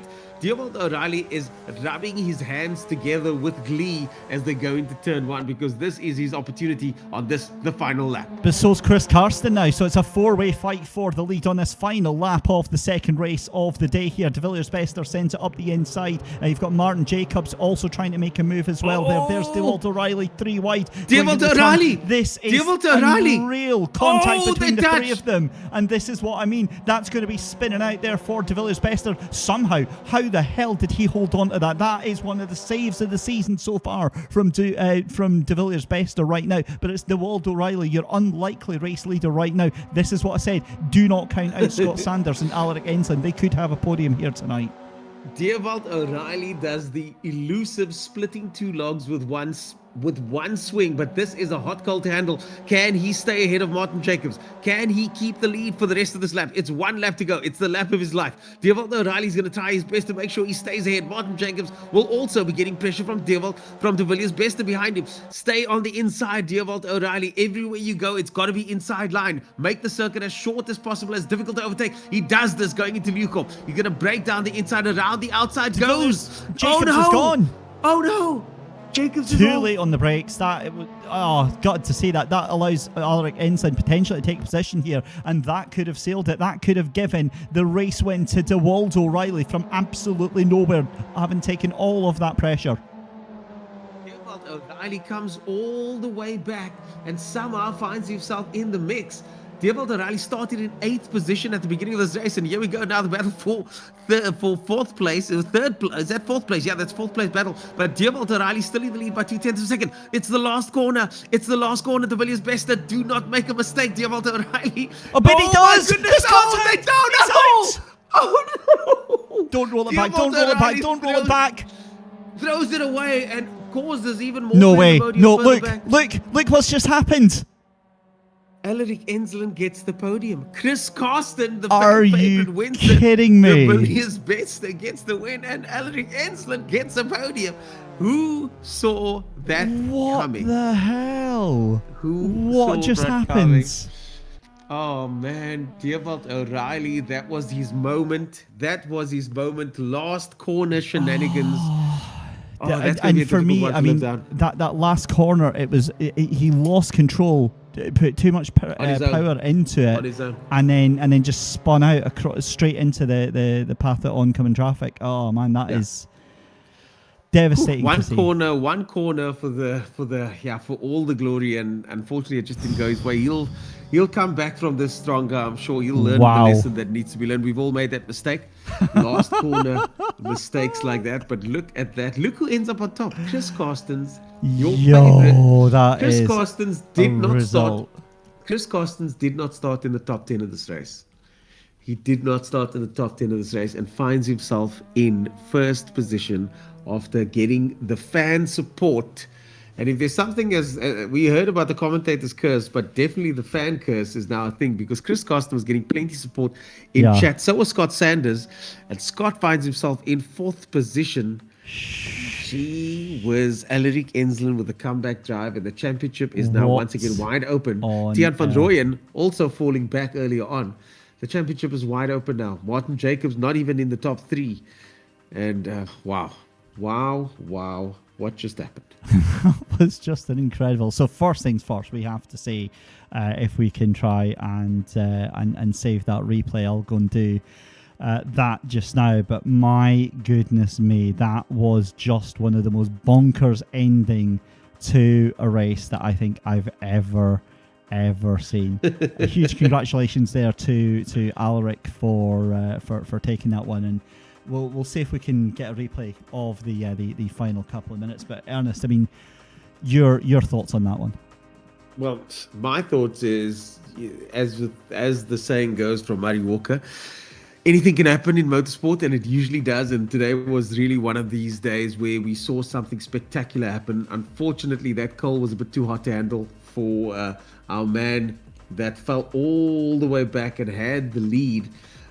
Chris Carstens gets the win from outside of the top 10. De Villiers Bester gets 2nd place from 10th position. Elric Enslen from 4th gets 3rd, but that does not tell the full story. No. Scott Sanders, fan favorite, started 7th, and Diewald O'Reilly unfortunately ends up in 5th place after starting 8th, but a good performance from him. Tiaan van Rooyen gets 6th place, and Tiaan van Rooyen started in pole position. Divan Heyman, outside of the top 10, finds himself in 7th. Daniel Kent, another fan favorite, and Ryan Pay and Vian Berger, all the fan favorites in the top 10 over here. Vian Berger and Daniel Kent definitely getting a lot of love from the fans over there. And here is your replay now. Which incident is this? So this is the end of the race here. This is going to be some very difficult viewing as well. I mean, we've got plenty of drivers in the waiting room, so we'll be with them in just a second. But we can see here. So this is Dewald there, and again he's under real pressure here. We'll just we'll speed it up a little bit, and coming through Cheetah. And then it's all down to this final corner. In fact, actually, we're a lap early. So we'll come to that in just a second, because let's bring in some drivers actually to have a chat with. And well, Ernest, you're the man in charge. So who would you like to speak to first? Well, let's see. I'm actually just kind of enthralled by the visuals that's on the screen at the moment. Let me go to my Discord. So that was the lap, yeah. Yeah, let me see who I've got over here. Okay, so let's start with our third place man, Elric Enslen. I've been wanting to hear from him all day because he's had quite the eventful day. So let's hear from Elric Enslen. Elric, we meet again. Oh, the Jets. How's it? Under slightly different circumstances, not the most, shall we say, predictable race today. Yeah, frustrated, really frustrated. I think I had the pace for some race wins tonight, and yeah, just didn't have the luck, it seems. Yeah, so tell us what happened from your perspective, because all we saw was MX5s flying everywhere. Yeah. I mean, first race, I just got collected from someone spinning out in front. They didn't hold their brakes, sadly, so just came straight on into me. So sadly caught me there, and then the second race, yeah, someone just a little bit of a dive bomb going into turn 4, and just caught me off guard. What was your lowest position held tonight? P25. So yeah, it was rough. It's really rough. It's not funny. It's not funny, David. Why are you laughing? Yeah, just throw me under the bus for that one. I laugh with you. Yeah, we laugh together. We laugh together because, man, you've got a couple of fans, man, because that was a cool drive to watch. We wouldn't see your name, and then all of a sudden there's Elric Enslen's name somewhere in the top. And then you had some bad luck, but you also had some good luck to get that third position out, isn't it? Yes, yeah. I mean, a very unfortunate for the drivers there. I think it was Dierwald at the front that got spun around there. And also Martin Jacobs. He spun himself out, I think. I want to hear from him. He spun himself out, I think. Yeah, just a last lap mistake, unfortunately. Yeah, very lucky. But I mean, I drove my heart out tonight. I really just gave it my all. So I'm still happy with the results I got. Obviously not something I wanted. I mean, there's a championship that I care about a lot about. But yeah, it's rough. But I'll take it. It's racing. We're going to the next one to try to get a better result. Sometimes you're the hammer, sometimes you're the nail. Well done. Thanks for the sportsmanship, Elric Enslen. And let's hear from, in second place was De Villiers Bester. I don't see we don't have him in the group there, but Chris Carstens, don't see him either. So let's chat to Martin Jacobs. Let's chat to Martin Jacobs, shall we? Yeah, let's I'll bring him in. There we go. Martin Jacobs, you had quite the eventful day. Yeah, I don't see your name in the top 10 of the second race. So where does this leave you with the championship standings at the moment? Because, man, that was not an ideal second race for Martin Jacobs. Yeah, second race. It was fun. I was leading for a long time until the last lap. We were literally cars in front and behind me, and I tried to move over and to see my brake marker. And yeah, that was at the top of Leeuwkop, wasn't it? Yeah, and for the life of me, I couldn't make out where I was on track, and I completely missed my braking point. Oh, man. And I just went straight on. But you guys put on such a clinic between you. I have to say, your racecraft, especially on corner exits, is really, really good. You're able to maintain the lead outside of a battle on the latter part of the corner. Is this something you've been practicing? Yeah, I've been practicing it a lot. Yeah, I can see. Yeah, my whole sim racing career. It's just corner exit, corner entry. It's literally basically just cornering. It's a great skill to have because the guys think they have you, but you've got another sort of line in your pocket, which puts you in a position where they can't close the door. And then all of a sudden you're back in the lead for the next corner again. So really well done. It was a clinic to watch. I'm sorry about what happened on Leeuwkop. You were doing so well up until that point, and it was really fun to watch you race tonight. Thanks for that. Thank you. David Christie, who would you like to talk to? Oh, that's a very, very good question. I think let's bring in Scott Sanders, actually. The fan favourite. Scott was getting a lot of love from chat. Scott, very, very good evening. That was... Well, firstly, we'll get you to bring yourself off mute. And secondly, you were getting so much love in chat tonight. Did you bring your fan club with you tonight? Good evening. Yeah, thanks. That was a really cool race. And yeah, I did bring along some of my people I do other championships with, and big shout out to them for all the support. That was just a hectic race in general. Wow. Talk us through that then, because obviously 2 races that we had there, it was just, it felt like chaos for the first 5 minutes, and then everybody got settled down. Yeah, so the first race, first corner obviously was a bit crazy, but I managed to get through unscathed. But in the second corner, I just couldn't avoid an incident. There were about like 5 cars around me. I was boxed in, and I don't know who it was, but I kind of T-boned someone. I just had nowhere to go, and from there I had quite bad damage. So I couldn't really see out the windscreen. So that race was a bit of a recovery. Managed to recover decently, and then the second race, I don't know what happened on the grid, but it looked like the car spawned on me almost, and then I was facing the wall. We saw that. Yeah, you can't park there, it was a mate. bit weird, but it got fixed in the end. And obviously we did the restart. Not only did it get fixed, but the drive that you had to come again from a lap 1 incident. I believe someone in chat pointed out you were down to P23 at one point, and then to get yourself all the way back up there, and pip to the post by Alaric Ensland there. But I mean, still top 5 in that second race. You cannot be unhappy with that. Yeah, I'm really happy with that. Coming into the first corner, I just, unfortunately, as I turned in, someone looked like they braked a bit late and took my rear end out. So I spun out, and as you said, down to 23rd. It was a really good recovery drive, just trying to stay out of incidents. And unfortunately, on the last lap, I'm still kicking myself. Coming into like one of the last corners, I geared down twice instead of once because my glove got caught on the pedal. So obviously I'd unstable the whole car, and I lost position, so that I might have been off for a podium there. So really annoyed with that, but overall obviously can't complain about the recovery drive, so happy. It was absolutely fantastic. Delighted that we could play the part for your fan club in YouTube chat. Thanks very much for giving us an awesome show tonight, Scott, and we will see you at next round. I'll definitely see you. Thanks, guys. It was a really awesome race. I'll see you. Nice. 4th place for our man Scott Sanders. And then let's chat to Tiaan van... have we spoken to Tiaan van Rooyen? No, we haven't, eh? I don't think we have, no. I don't think we have. Okay, Tiaan van Rooyen. Tiaan van Rooyen, your championship has been shaken up. Fantastic first race. You're in the mix all the time. Great driving. But the second race just did not go your way. How was the night overall? Are you happy with how things went overall in the evening? Just angry at my little mistake there in race 2. So I was up there in the fight, trying to catch Devil to O'Reilly, but he was a bit all over. So I was trying to be careful not to get taken out.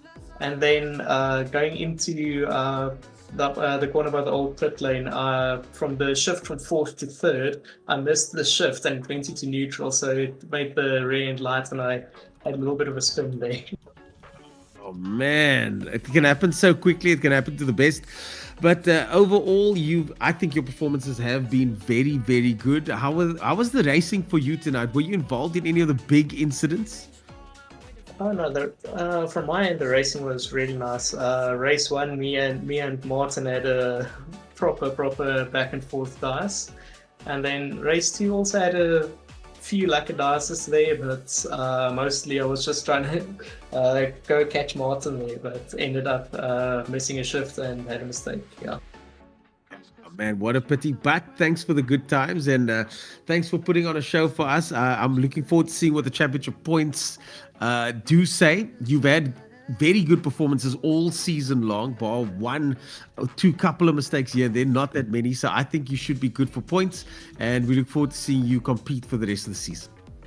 100%, yeah. I'm excited to be part of this. It's always a ton of fun, this racing, and it's always good racing is people who actually respect racing room and know what they're doing as well. Yeah, exactly. Thanks so much for joining us. Yes, lots of respect shown when the racing was tight, David Christie. Unfortunately, a couple of incidents here and there, but that's motorsport. But I do think overall the racing was very good. I got some messages now from some people saying that they really enjoyed the show, especially the second race. What are your thoughts? Oh, no, it was an absolutely stellar night tonight. Really, really enjoyed it. There was some great action. Yes, as always, we don't want to see all the chaos and the carnage, but watch the real life MX5 Cup over in America, and you'll see that it's not that far off of the real life thing. It's not that far off. But what we'll say as well is we had it brought up in chat about the calendar. So great chance to point out that our next round is on the 22nd of July. And then we move over to August, as you said right at the beginning there, Ernest, mirroring the real life Power Series calendar. So it's the Wednesday before the Saturday of the Power Series at Killarney. Awesome. I look forward to it, and I look forward to tonight, and tonight certainly delivered. Folks, thanks so much for joining us on this, the third round of the Racing Spirit MX5 Championship. What a night it has been. My name is Ernest Page. That is David Christie, the Accent as he's known. Thanks so much to our drivers. Thanks so much to the organizers and our sponsors, of course. Without you guys, this would not be possible. David, any closing words from you? I need to go and lie down for a couple of weeks now, because that was just awesome. Hopefully we get more of the same. We're coming up to the halfway season. What a brilliant start to the season we've had already, and I'm really, really proud to be part of this championship. Yeah, me too, and proud to be part of this, and proud to watch these drivers perform. We will be seeing more of that for the rest of the season, so stay tuned, folks, and we'll see you at the next round number 4. Cheers for now.